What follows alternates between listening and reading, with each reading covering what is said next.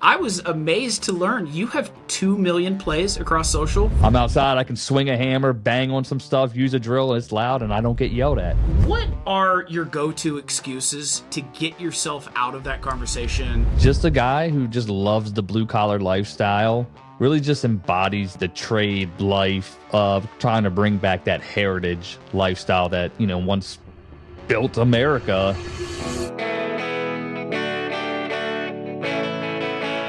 Hey guys, welcome to The Dispatch, where job site legends get the mic. Join me every other Thursday as I sit down with the biggest names in the trades to find out what's really happening to keep America running. So whether you're on the road or in the garage beer in hand, settle in for a great conversation. I'm Ryan Prosser, and this is The Dispatch. Welcome back to The Dispatch, where job site legends get the mic. Today we're joined by Jake Krauss, better known as Coolin' with Krauss. Jake is a HVAC pro, content creator, brand ambassador, and co-host of HVACKNights. Big fan of the show, by the way. Welcome to The Dispatch, Jake. Ryan, thank you for having me. I'm so excited, man. Great intro. I mean, I love it. I wouldn't go as far as saying professional, but I'll take it. All right, professional adjacent then.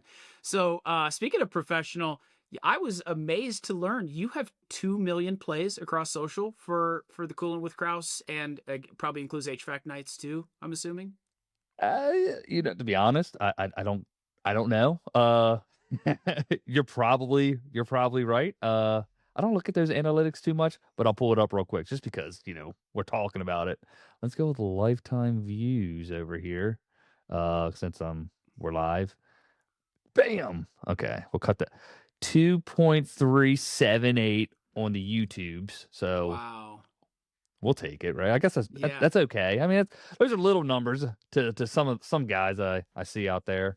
Man, I think there's a lot of people that would say those are shockingly gigantic numbers for what feels like a pretty niche industry. So, I think a lot of people like what you're throwing down.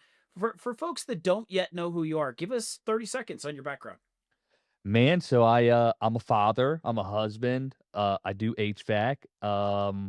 What else? That's about it. No, but I am a residential HVAC technician, light commercial, business operator, kind of potential owner. It's like a whole weird thing. We won't get into that. We could get into that.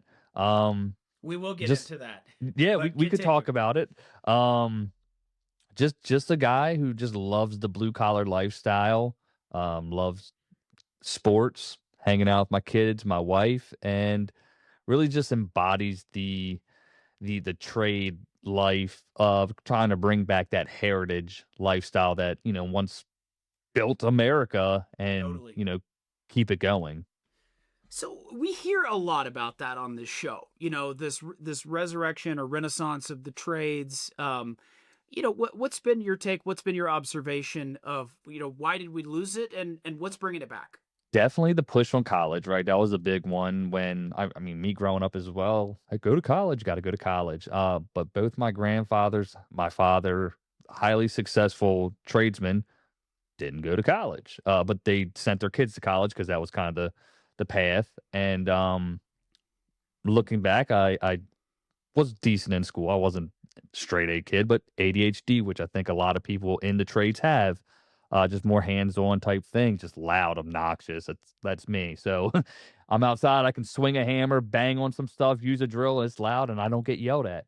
And I think people enjoy crafting things with their hands more than reading a textbook now. Or nowadays everything's on a tablet.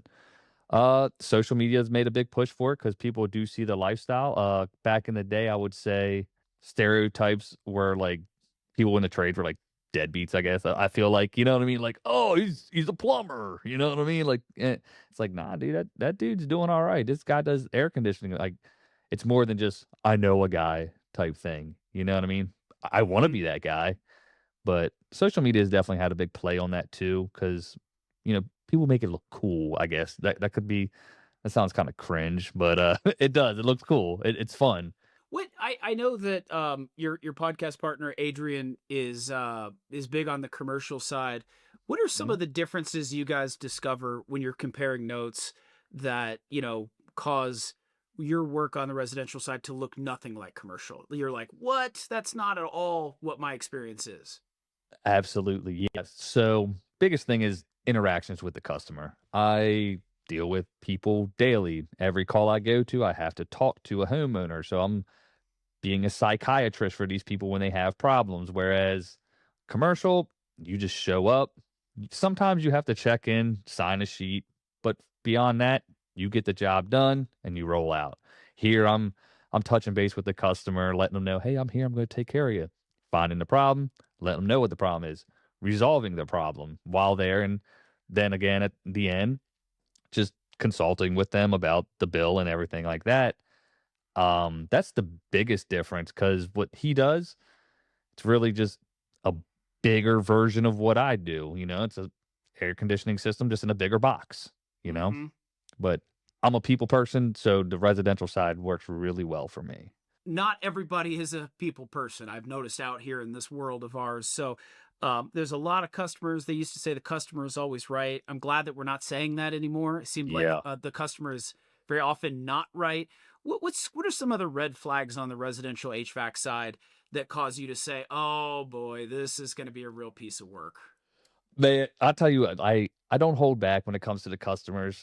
Generally, like, 'cause I'm just very honest. Like, say, they want to rebuttal a price or something like that. I'm like, just so do you think it's fair that I get paid time off? Do you think it's fair I have a vacation? Do you think it's okay I can have sick days to go, if my child needs to go to the emergency room? You know what I mean? Things like that. I'm like, that van out there, do you know how much that thing costs to run? I don't say it like bluntly like that, but I do Mm-hmm. generally explain in those type of layman's terms. And I'm like, all that is covered into this, you know? Um, when they want to beat you up on price right away, I'm like, I'm not your guy. There we get these flyers that everybody gets that, hey, well, new system, $2,000. I'm like, you can't even buy a system for $2,000. You know what I mean? So, but you read the fine print, and it's just for the air handler or whatever. So I'll tell the customer, like, if you're looking for that, I'm not your guy, but here's what my price is or whatever. Handle it how you want to handle it. Take it how you want. Generally, though, I try to just keep my composure as best I can because, again, my representation of how I am with the customer will reflect with my business online, right? Totally. Because if I'm a total dick, like they're gonna be like, "Well, this guy is an ass," and I had that happen one time, and I don't think I was a terrible person. I just, you know, I got a bad review, and it is what it is. But I was thought I was being gracious about the issue. She did not. Man, those are the worst. I mean, when you feel like you handled it as best you could and they still blow you up, it's like, dude, now I got to come back and tell you what I really thought because there's really nothing you can do now to make it worse. So I'll see you next Tuesday. I'm going to be back by the house, Yeah. let you know what I was really thinking about here. But one of the things we hear a lot is people on the customer side are afraid they're going to get taken to the cleaners, so to speak, and pricing is difficult on the tradesman side. They don't want to get beat up on price, but I bet you've seen some unsavory colleagues out there who have like premium plus priced some things, Oh, and like what's your guidance out there to people that aren't tradesmen at HVAC? They're just tuning in today. Maybe they're more likely to be on the consumer side. How can they come at things, treat their HVAC guy with respect, but be confident that they're getting a square deal? absolutely. So, like me, when I walk to a house, I read the room, right? I can dictate my prices. Like I go flat rate. So my price is my price, whether it takes me longer or I get it done in half the time that it's quoted for. The price is the price. Um, I will adjust it even if, say the customer doesn't ask or something. I'm like, you know what? Last week I put in some flue pipe because the previous company put the wrong one in. I didn't use two fittings. And I'm straightforward, like, hey, this fitting cost us $200. That's why it is so expensive. But for consumers, what I really like to get them to kind of understand is like just know the difference in the value. I know it's hard when you got your guys with the white collared shirts coming in, tucked in, looking pretty, everything's looking nice. They got their tablets ready to go, and they're selling you a system and ductwork for $50,000. And you're just like, Oh my gosh, first of all, sticker shock. Perfect example was today, actually. A customer had called, her coil was leaking. She wanted a second opinion. And so I went out there, it was leaking. It was obvious. The previous company, though, said you need a new system, was unable to pull the system up under warranty. We were able to get the system under warranty. It's a 5-year-old system. So she's thinking, hey, I still think I should replace the system. I said, to be honest, I don't think you should. She's like, well, what if something happens again? I said, honestly, we cover our work. If it's a defect in the manufacturing, that's a different story, but everything's relative at that point. The price won't be nearly as expensive, especially since you have 5 more years on this warranty. So it's just the customer has to have people skills too, I guess. You know what I mean? I mean, I'm Referrals. Is the yeah, answer referrals? The answer is yeah, referrals, isn't it? always. This episode is brought to you by FieldMind, built for the hands that keep America running. FieldMind gives your field service techs ready access to technical documentation, service history, and your team's best tribal knowledge right where they are, in the field. FieldMind is the tool for field service techs. Learn more at fieldmind.com. I asked Adrian the same question, ask everyone the same question. Not everybody wants to answer. I have a feeling I'm going to get a straight answer out of Jake. You've got a customer that seems terrible. Just they have got all the classic red flags that you and your colleagues are like, oh boy.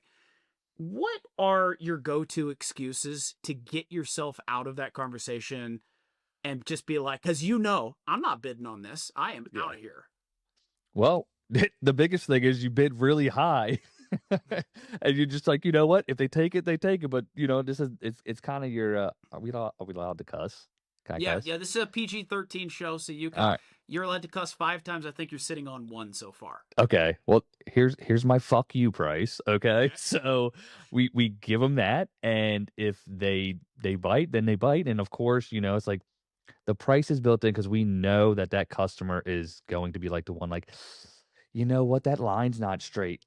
You know what, that wire's a little crook, so it's like, all right, well, they're gonna call us out within that first year because we, typically we'll do a 1, 2, or 5-year warranty, labor wise. And we're like, all right, we gotta account for this. So I will always play it cool. I'll keep it straight with the people. Like, if they piss me off, which is rare, it doesn't often happen because I think, my energy meshes well with whatever you are, and we can just make a great conversation happen. But that's typically how I handle it when it comes to those type of customers. This will be our 3rd swear word. I made up 5, by the way. I don't know what the Oh. answer is, and Susie's gonna all this out anyway. But we hear about this asshole tax. If you're, there's gonna be premium pricing.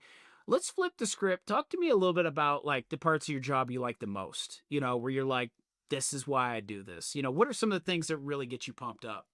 Dude, the best is obviously, like, again, dealing in residential with customers is like the homeowner, like old people and like people with kids. You know what I mean? Like those are the best things. Or like where someone is about to get taken to the cleaners, we provide free second opinions, and we don't call out, we don't have a dispatch fee for veterans, teachers, or first responders. So, those that take care of our community, we want to take care of them.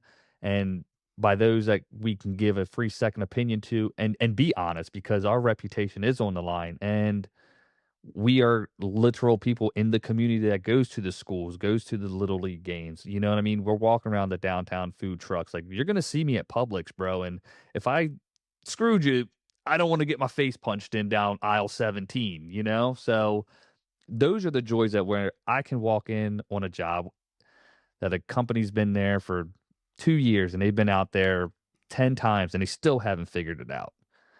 I am not the greatest technician in the world by any stretch of the imagination, but from point A to point B, I can figure that crap out and get it done. And that's the most rewarding thing, is just being able to, what's the word I was thinking of?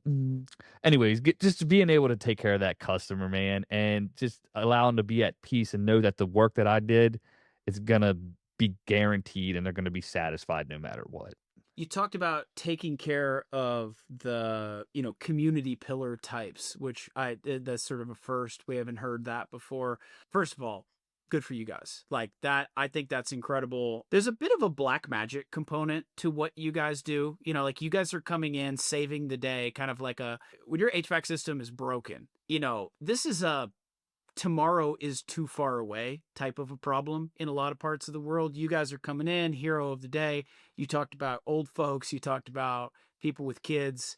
Did you come up as a handy enough person that HVAC was just intuitively obvious problems? No. So to put it blunt, it's so funny when I did get into the field. I was a very athletic person. I mean, it doesn't have much to do with the tangibles of being an HVAC tech. But my mom laughed because she's like, "You're the most what's the word? I forget what word she said. She's just like, I couldn't use a tool. Like I just never did, and it was not something I was going to do. Like I said, my dad did it, but my parents were divorced, so it's not like I was just with my dad all the time. Mm-hmm. But no, I learned these skills, and then I got obsessed with these skills and invested in myself, invested in the tools, the quality tools that it takes to get the job done. You can totally go to Harbor Freight or whatever, get a little toolkit, get the job done. But no, I did not. Fortunately, I wish I did, but my motor skills weren't the best. So you mentioned, you know, kids, old people, etc. You know, it strikes me that HVAC folks are kind of like, you know, all they're missing is capes in some ways, because when your system goes out, especially residential, though I suppose as a business owner, it's the same, just a different kind of context. Tomorrow is too late. You know, you need somebody that can get in there, get on your side of the problem, and fix this quickly. You know, what does that look like? Because I think a lot of professions, we clock in, we clock out, and there's not a whole lot of rah-rah. There's not a lot of high fives. But I imagine, you tell me if I'm right or not, I hope I'm right, that there seems like there's probably more than a little bit of like thank you, thank you, thank yous in addition to writing the check. What's your take on that? 1,000%. We are the person they want to. We are the person they are the most happy to see that they want to see the least of. It's always so glad to see you. Hope I don't see you again. That's always kind of the ending phrase when we walk out of there, and it is rewarding. I mean, it's such a again cop out, cringy thing to say, but it is. It's just like being a problem solver and being able to get the people the comfort they need is just it's a good thing. It just feels good to be able to give people what they want. You know, I had some jobs before I had big kid jobs.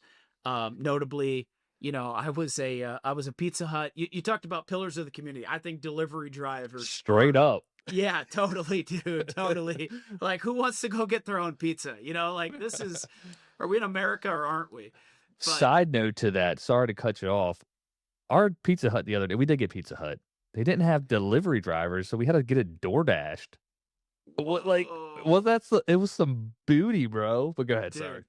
All right, well, no, I mean, back in the 90s, I was making sure, because, you know, we didn't even have DoorDash or apps or iPhones. Exactly. We counted on you. You used to have to pick up the phone and talk to someone. Yeah. You know, and it was like, I don't know, you know, how old you are. They used to have this thing called a Bigfoot pizza. Dude, holler to all the people out there my age, the 45 plus crowd that remember the Bigfoot pizza at Pizza Hut. Hit us up on social if you remember it. I want to know if anybody remembers. So they had this like 4-foot long pizza, and they didn't make this when I was a delivery driver. But I've always wondered, how was a commercial entity, like you would never see McDonald's making 3-foot long burgers because they're set up for a certain thing. Like, how in the world was Pizza Hut pulling this off? But anyway, you know, that was like the one of the greatest jobs I ever had. I think I was like 17 at the time, cruising around. It paid pretty good for a 17-year-old.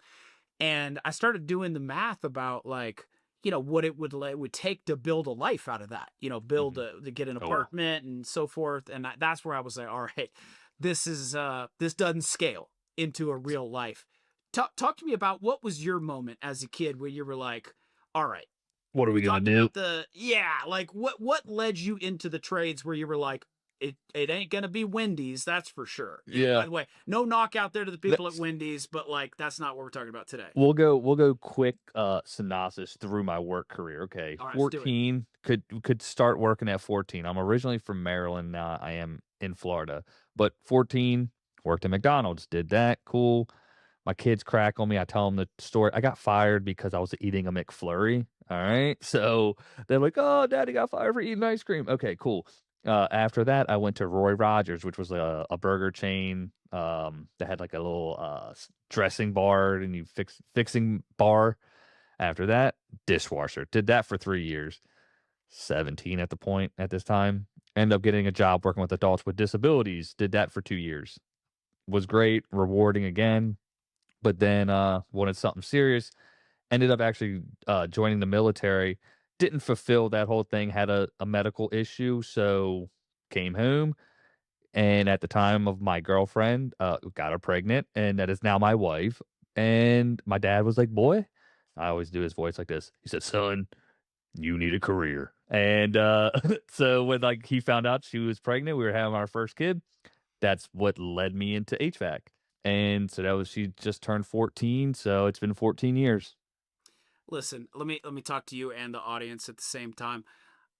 Folks out there in podcast land, if you are the kind of person that could envision yourself losing a job due to an ice cream related misunderstanding, we are your people, okay? I promise you, I am your patron saint.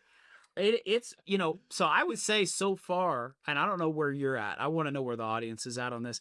I have eaten 25% of all the candy that my children brought home from Halloween. Bro. Dude, because they go to school.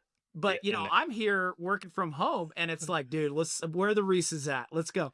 And they keep saying, where's it all going? I'm like, you forgot that you ate it, Pretty sure you took it to school with you. Duh.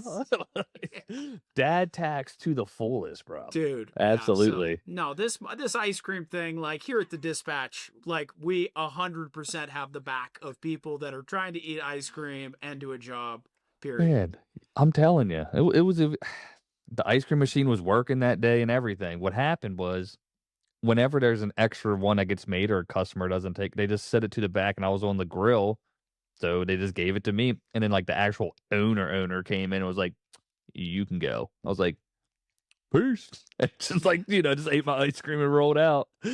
Oh, man. Oh, dude. All right. So Jake, I got to ask you one last question about work. You've been in this space for a bit. I always love to like hear what people are thinking about as they look ahead.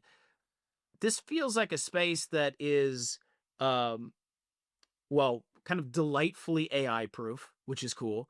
What's your take on the future? Like, where's this HVAC space going? What's the world going to be looking like 10, 20 years, 5 years even? I don't know. Take that from there.